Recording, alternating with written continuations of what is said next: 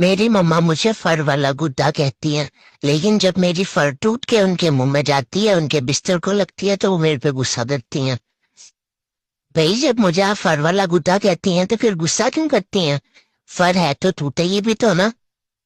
आज मेरा मूड बहुत खराब है, आज मुझे कोई ना छेड़े। आज गुस्से में मैं सारा दिन अपना सो के गुजारूंगा।